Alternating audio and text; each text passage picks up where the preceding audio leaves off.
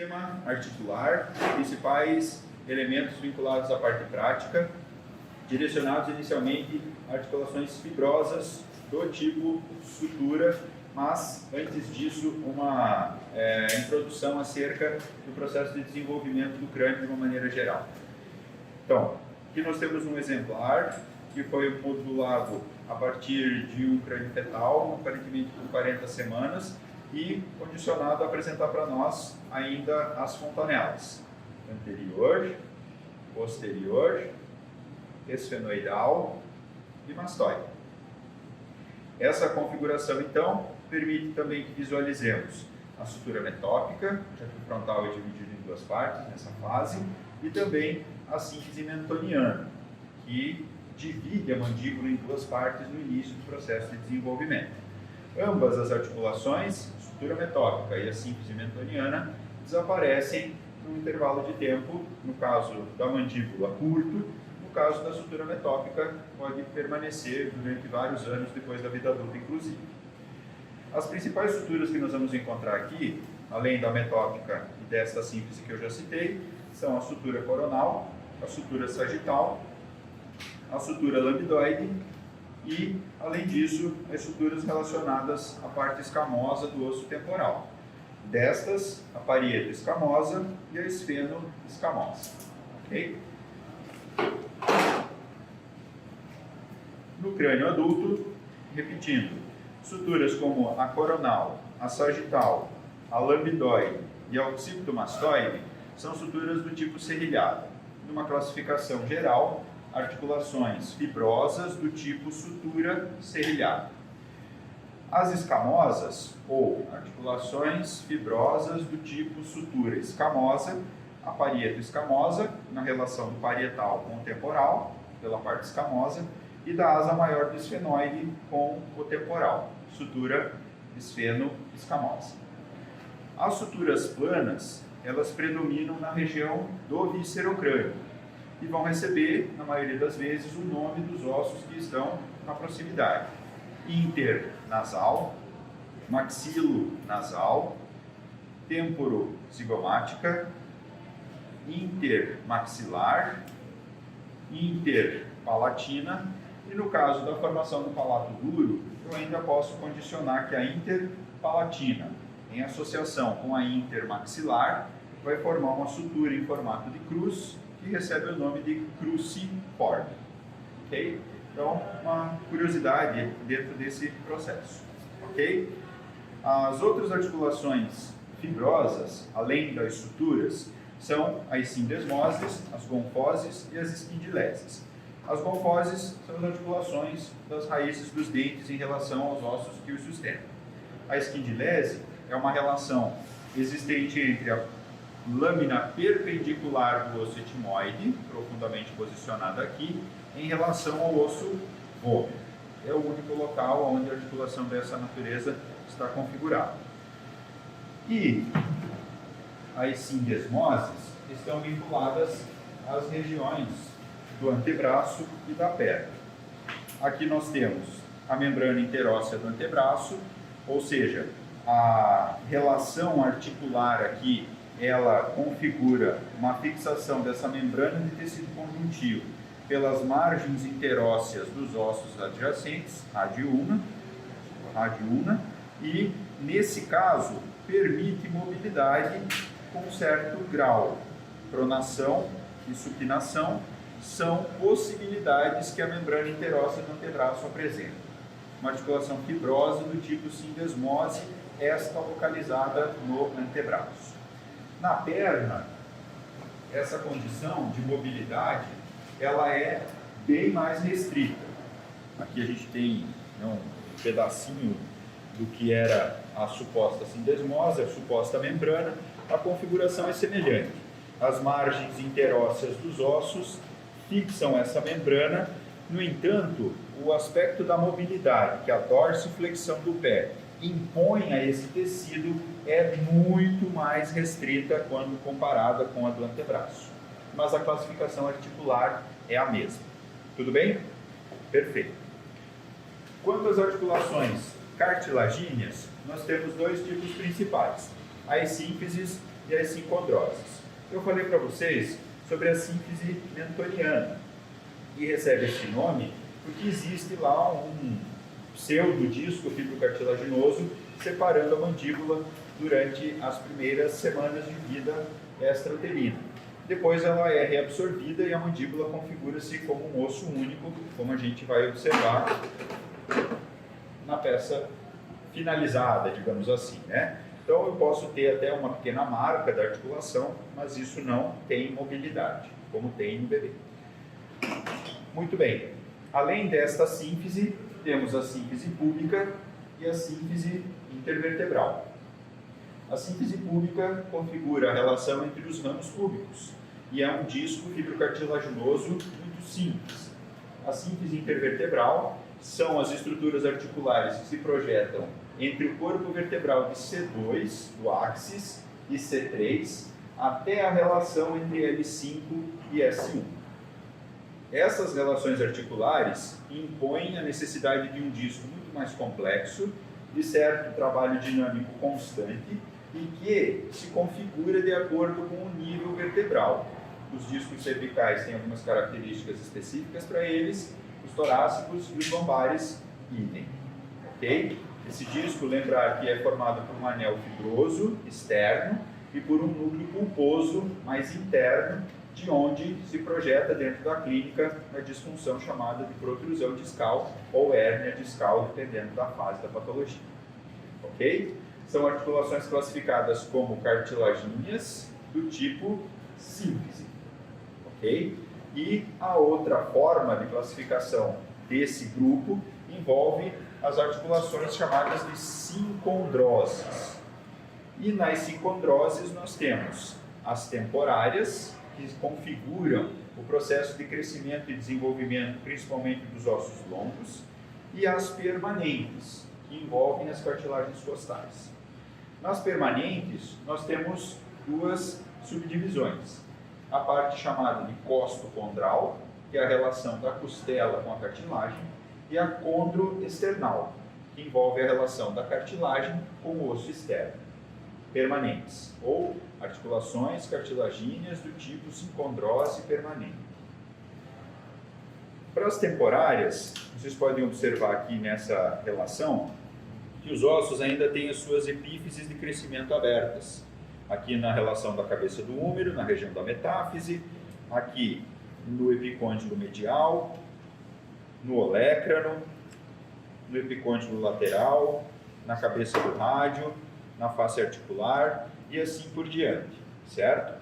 Estas são classificadas como articulações cartilagíneas do tipo sincondrose temporária, já que, com o passar do tempo, essa cartilagem, esse disco epifisário, esse disco de crescimento, essa cartilagem de crescimento, que é assim que pode ser chamada também, vai sendo substituída por osso, até que se configure, então, o processo total de desenvolvimento e maturação. Enquanto esse disco estiver aberto, aquele osso ainda está com o seu processo de desenvolvimento em aberto. Ok? Então, esse é o segundo tipo de articulações. E as sinoviais, que é o que nós vamos observar a partir de agora, como vocês lembram, elas são divididas de acordo com a sua capacidade de movimento, a partir dos graus e da amplitude, mas não só isso, dos eixos de movimento. Então são divididas em não axiais, uniaxiais, biaxiais e triaxiais. Independente do número de eixos, ou mesmo da ausência desse eixo, como nas não axiais, todas as sinoviais vão ter as seguintes características: a presença de uma cápsula articular, a presença da membrana sinovial, a presença da cartilagem articular e a presença do líquido sinovial que a membrana sinovial produz, tá certo? Isso sempre vai estar presente quando a gente falar em articulação sinovial. Pode ser desde uma articulação como a que existe entre as facetas articulares vertebrais, que tem todos esses componentes e apenas deslizam para a gente se movimentar em relação à questão da coluna vertebral, como numa grande articulação como o joelho, o quadril e o ombro vai se configurar com essa mesma base. Além dessas questões, é importante ressaltar que, na maioria das vezes, as cápsulas articulares elas sofrem processos de adensamento, ou seja, elas precisam de reforço em determinadas linhas de tensão às quais a articulação é constantemente exposta. O que eu vou apresentar a partir de agora exatamente são os principais ligamentos que envolvem esses mecanismos de adensamento dessas linhas de força em relação aos sistemas articulares, tá certo? Essa condição, então, permite a gente buscar algumas relações dentro da clínica que são bastante expressivas, principalmente na clínica ortopédica. No tornozelo, nós temos uma grande quantidade de ligamentos na parte lateral, um ligamento mais robusto, mais tenso na parte medial e vários outros na região plantar, mas um deles se destaca. Na face plantar, nós temos o ligamento plantar longo, certo? Que é uma estrutura bastante resistente, se projeta do tubérculo anterior do calcâneo até as bases dos metatarsos. Na parte lateral, então, nós temos 5 ligamentos, 2 anteriores, um inferior e 2 posteriores. O inferior, e aí vem a parte fácil de estudar ligamento, que é o fato de que o nome deles normalmente são os ossos que os unem, ou que estão unidos por ele. Então, o ligamento que sai lá do calcâneo e vem para a fíbula, eu vou chamar de calcâneo fibular, certo? O ligamento que sai da tíbia e vem para a fíbula, na parte da frente, eu vou chamar de tíbio fibular anterior. O ligamento que sai do talos e vem para a fíbula e está na parte anterior, talo fibular anterior. E os posteriores a mesma coisa, tíbio fibular posterior, talo fibular posterior. Ok? Na parte medial, nós temos um grande ligamento chamado de deltoide, que envolve a projeção desde o navicular até o calcâneo, formando uma estrutura em formato de leque com vários ventres, tíbio navicular, tíbio talar, tíbio calcanear e assim por diante, mas entendido no todo como sendo o ligamento deltoide. Essa configuração é a que nos permite perceber que o movimento de inversão é muito mais amplo que o movimento de eversão. Quando eu apresento a planta do pé para dentro, eu tenho muito mais amplitude do que quando eu tento fazer o movimento contrário. Parte desse contexto se deve ao fato de que o ligamento deltoide é mais denso, mais curto, dando menos amplitude para a articulação no sentido em que ele é posto em tensão. Certo? Entendido isso? Perfeito. Passamos a descrever então o joelho. O joelho é uma das grandes articulações do corpo humano, junto com o ombro e o quadril. Estabelece uma relação muito interessante entre côndilos totalmente incongruentes entre si. Quando eu falo nos côndilos femorais em relação aos côndilos tibiais, eu tenho grandes estruturas convexas femorais e uma fossa tibial no platô da tíbia muito rasa para receber essa estrutura. E por essa razão, então, são necessárias estruturas como os meniscos, que vão preencher parte do espaço dessa diferença de congruência e, consequentemente, vão permitir que a articulação tenha estabilidade. Lembrando daquele conceito que a gente explorou na semana passada, que uma articulação precisa obrigatoriamente estar vinculada à estabilidade com mobilidade. Ok? Então, o sistema ligamentar do joelho envolve muito do adensamento da própria cápsula, que vai revestir toda essa estrutura, e os principais ligamentos que nós temos aqui são os seguintes: ligamento patelar, ok? Da patela até a tíbia, ligamento colateral medial do joelho, ou também chamado ligamento colateral tibial. Na região oposta, ligamento colateral lateral do joelho, ou ligamento colateral fibular, certo? E na parte interna, os ligamentos mais condicionados a serem chamados de intracapsulares, nós temos o ligamento cruzado anterior, visto no primeiro plano aqui, com o joelho fletido, certo? E na visão oposta, o ligamento cruzado posterior, ok? Esse mais largo aqui. Outros ligamentos adjacentes a estes, nós temos o ligamento menisco femoral posterior, que é esse aqui de baixo, aqui, que vai do menisco lateral até a parte interna do côndilo medial do fêmur, esse aqui. E essa peça permite a gente explorar uma outra condição, que é o ligamento poplíteo oblíquo. Essa estrutura aqui. Na maioria das outras peças ele não está dissecado com tanta propriedade. Esse ligamento ele acompanha o tendão do músculo poplíteo, que é um músculo importante para a questão da mecânica do joelho. A gente vai ver isso no próximo módulo, que é a rotação interna. Lembra que a gente falou sobre a rotação do joelho, por isso ele é classificado como uma articulação biaxial. Okay? Enfim, basicamente são esses os principais ligamentos aqui. Além disso, nós temos as estruturas que vão além, no caso do joelho, para propiciar toda essa questão da complexidade do movimento. Entre estes, os meniscos, lateral e medial, certo? Que são estruturas fibrocartilaginosas, de formato bem peculiar, e que tem, então, a função de dar mais estabilidade e, principalmente, orientação para o movimento, ok? Então, a gente vendo o joelho se movimentar, a gente percebe o quão relevante é isso no sentido de manter a articulação estável. Vejam como o menisco se movimenta à medida que eu faço a flexo-extensão do joelho. Ok? O lateral muito mais do que o medial, inclusive. Certo? Eu comentei com vocês sobre a tríade infeliz do joelho semana passada. Isso tem tudo a ver com o aspecto de que o menisco medial está mais fixo. Então ele lesa com mais facilidade. O lateral ele consegue dar uma escapada caso a coisa complique do lado dele. Tem horas que não, mas costuma ser dessa forma.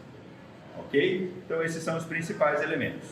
Aqui também, aproveitando da peça, nós temos esse aporte de tecido gorduroso aqui, certo? Essa gordura, ela faz parte do contexto aqui para aliviar a pressão e a tensão às quais essas estruturas estão expostas. Se chama gordura de Hoffa, certo?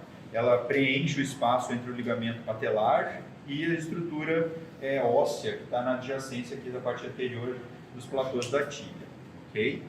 Também é exposta a processos mecânicos que podem levá-la a um processo inflamatório.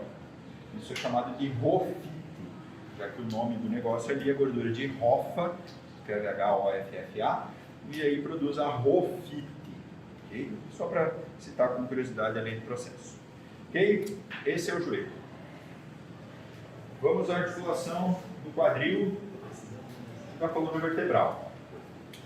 Bom, a articulação do quadril, também chamada de coxo femoral, é uma articulação triaxial do tipo esferoide e, se nós vimos adensamentos relacionados à cápsula importantes, aqui eles são muito mais até.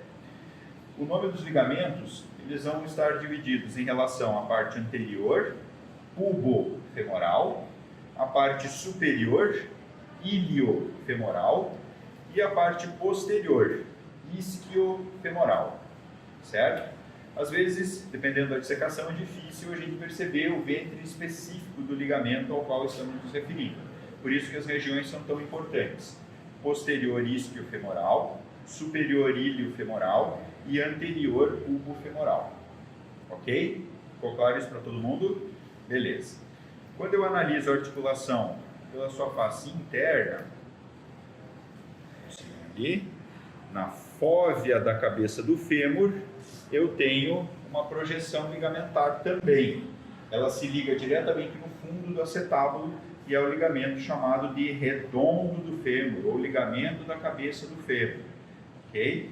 Então, está na fóvea e trabalha no sentido de fazer uma coaptação do fêmur, ou impedir que ele se desacople dessa estrutura por conta da ação externa, digamos assim. Ok? Em relação à pelve como um todo, mais alguns ligamentos são válidos serem mencionados. Entre eles, o ligamento inguinal, da espinha ilíaca anterior-superior ao tubérculo púbico.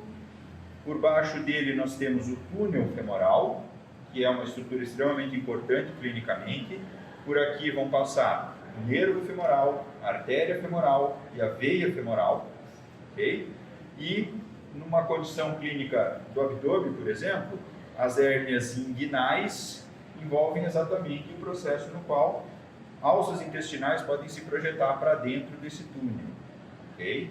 Então, a hernia inguinal nada mais é do que a saída da posição de uma estrutura do abdômen para dentro desse túnel. Então, o reparo disso é reposicionar essa alça e se colocar uma espécie de contenção para uma telinha, e isso impede, então, o desdobramento disso novamente para o sentido inferior. Além destes, nós temos os ligamentos que vão fazer a conexão entre a parte ilíaca e delimitando regiões para a formação dessas passagens aqui. Esse forame, chamado isquiático, é por onde o nervo isquiático ou ciático, ele sai dentro da pelve e direciona-se para o membro inferior. Ele é delimitado superiormente, então, pela incisura isquiática maior, medialmente pelo sacro, lateralmente pela parte inferior da incisura isquiática maior, até a espinha isquiática, e inferiormente pelo ventre de dois ligamentos, o sacro tuberal e o sacro espinhal. O sacro tuberal, da tuberosidade isquiática até a região do ângulo inferolateral do sacro, e o sacro espinhal, da espinha isquiática até um ponto mais profundo em relação a esse mesmo ângulo. Ok? Na parte posterior ainda, nós vamos citar os ligamentos sacroilíacos, nessa região aqui, posteriores, e na parte anterior, os sacroilíacos anteriores. E logo acima, os ligamentos chamados de iliolombares. Ok? Tem um ventre superior, que vai de L4 até o ilíaco, e o ventre inferior, que vai de L5 até o ilíaco. Ligamentos iliolombares. Ok? Na coluna vertebral, nós temos algumas questões também. Indo do sacro até o occipital, pela região anterior dos corpos vertebrais, eu tenho o ligamento longitudinal anterior. Ok? Na parte posterior do corpo, dentro do canal medular, mas fora do saco meníngeo da dura mater, nós temos o ligamento longitudinal posterior, que também se expande desde a região occipital até a sacral. Ok? Ligamento longitudinal anterior, ligamento longitudinal posterior. Além destes, entre cada vértebra, nós temos ligamentos que vão unir uma à outra, intertransversários entre os processos transversos, interespinhais entre os processos espinhosos, amarelos entre as lâminas das vértebras e o supraespinhal, que vai ser uma espécie de finalização do processo aí, que vai acompanhar todos os processos espinhosos, tanto do sacro, lombar, torácico e não na cervical. Na cervical ele muda de nome, ele passa a se chamar ligamento nucal, ok? E aí chega no occipital, mas é um contínuo de uma mesma estrutura, apenas tem essa mudança de nome lá na região cervical. Então, nucal, supraespinhal até o final. Tudo bem? Basicamente isso. E por fim, as articulações do membro superior. Aqui nós teremos, na região do complexo do ombro, na relação da articulação glenohumeral, os ligamentos também são adensamentos, glenohumeral anterior, glenohumeral posterior. Cada um destes divididos em ventres, superior, médio e inferior.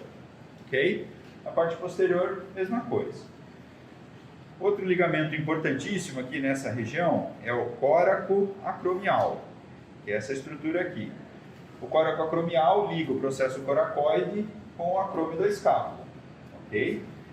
Também temos o ligamento acrômio clavicular, na articulação de mesmo nome, e também temos os ligamentos chamados de córacoclaviculares, que são esses aqui. Aqui divididos em dois ventres, o conoide e o trapezoide. Ok? Então, o ligamento córacoclavicular tem dois ventres, o conoide e o trapezoide. Ok? Esses são os principais elementos do ombro. No cotovelo, nós vamos encontrar os ligamentos colateral lateral do cotovelo e colateral medial do cotovelo. Adensamentos da própria cápsula e, além dessa condição, nós temos ainda um ligamento que estabelece uma relação como se fosse um anel ao redor da cabeça do rádio. É o ligamento anular do rádio. Ele forma um ânulo, um anel externo em relação à cabeça do rádio. E é por isso que a gente consegue fazer um movimento de pronação, certo? O ligamento fixa a cabeça do rádio na incisura radial da ulna e ali mantém, então, a possibilidade da ação muscular. Esses são os ligamentos da região do cotovelo, então. Já no punho, nós temos uma configuração da seguinte forma. Aqui na parte anterior do punho, nós temos esses 9 tendões, nervos, artérias, que aqui já foram retirados no processo, mas vem um ligamento aqui por cima dessa estrutura, que é o chamado ligamento transverso do carpo, que estabelece, então, a fixação do túnel do carpo. É o limite anterior do túnel do carpo.